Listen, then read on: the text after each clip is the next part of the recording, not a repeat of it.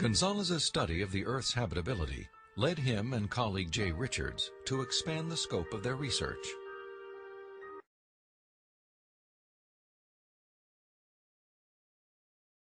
They began to examine how a life-sustaining planet like Earth may also give its human inhabitants access to the mysteries of the universe.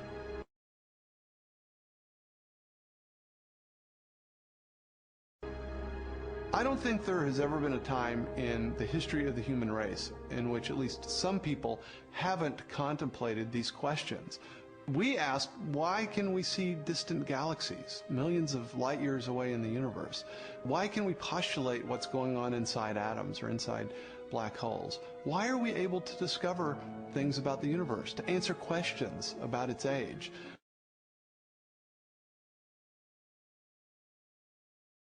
For most scientific discoveries that we're able to make, these sorts of things can't be explained in terms of the survival of the fittest of our distant ancestors.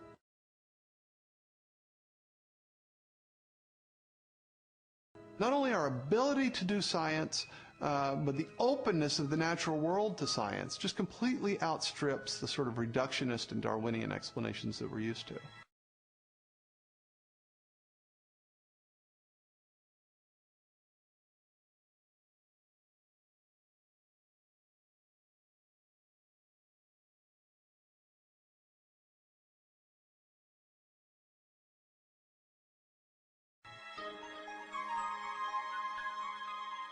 In response to this evidence, Richards and Gonzalez have argued that our ability to make scientific discoveries is no fluke or accident.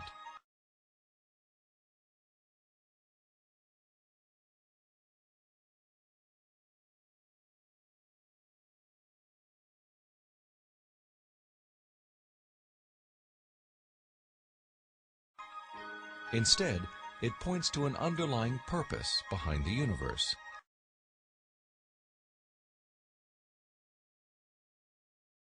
It is actually designed for discovery.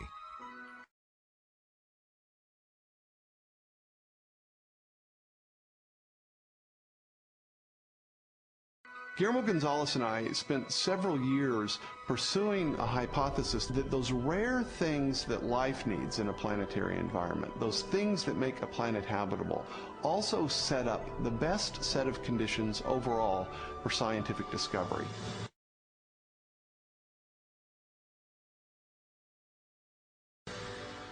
There are many examples of this correlation, including our planet's oxygen-rich atmosphere, both a critical requirement for our survival and a transparent window that allows us to explore the distant universe.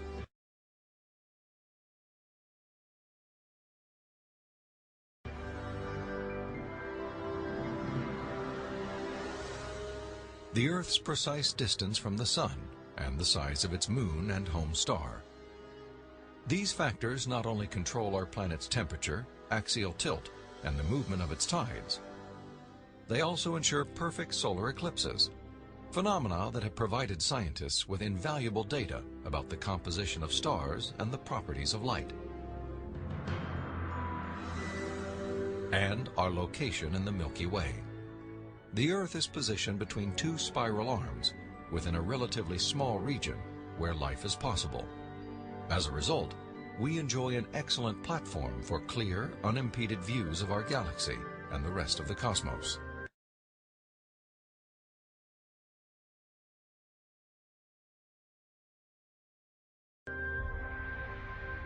I think God intentionally created a habitat for us that allows us to see Him through the creation that He has left behind.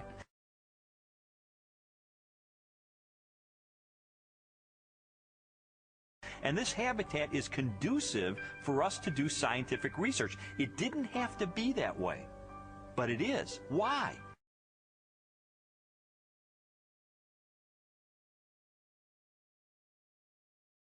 Because I believe that by doing science, we find God.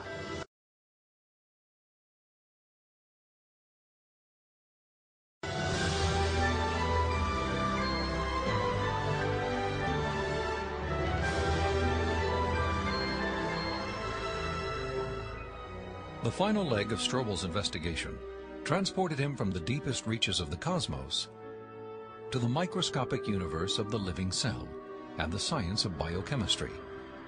There he encountered more challenges to Darwinian evolution and new evidence of design.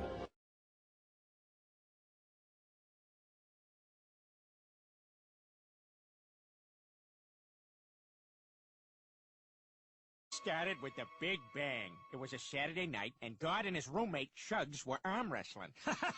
You going down, man?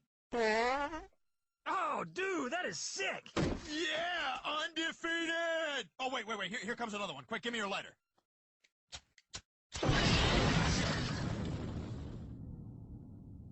You smell that?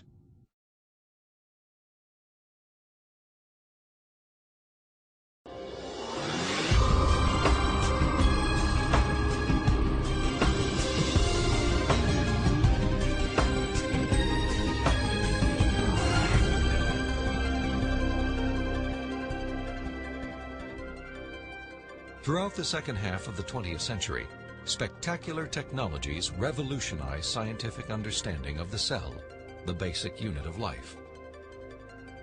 During an interview with biochemist Michael Behe,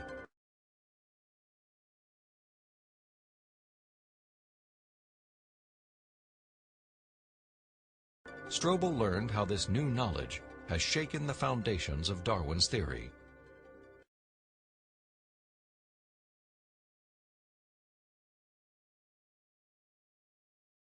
In the 19th century, when Darwin was alive, scientists thought that the basis of life, the cell, was some simple glob of protoplasm, like a little piece of jello or something that was not hard to explain at all.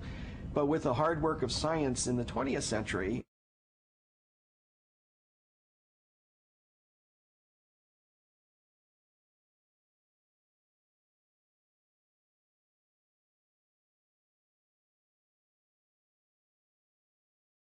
we've seen that the cell is far from simple. It's got very complicated molecular machines and things that are very resistant to Darwinian explanation.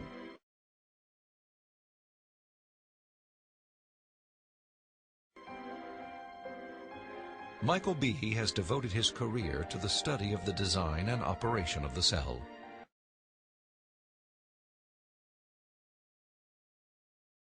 He has also written extensively on the biochemical challenge to evolution.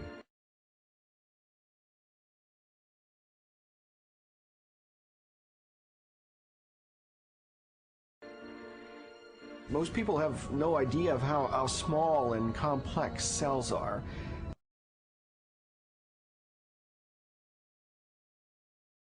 A typical cell from you or me, called a eukaryotic cell, is probably 1/10 of the size of the head of a pin.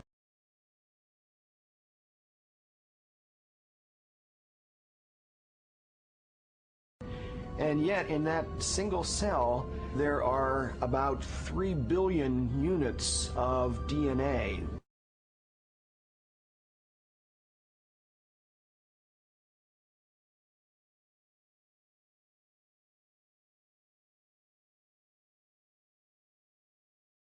Making out the chromosomes, and those 3 billion units make the molecular machines of the cell, literally machines that make the cell work. With computer animation, we can enter the cell. Here, the staggering complexity of its molecular machinery is clearly seen. It's like going into an automobile factory. The factory has a large number of machines. The parts have to fit together in very specific ways to do their jobs, and if things go wrong, the cell is in big trouble.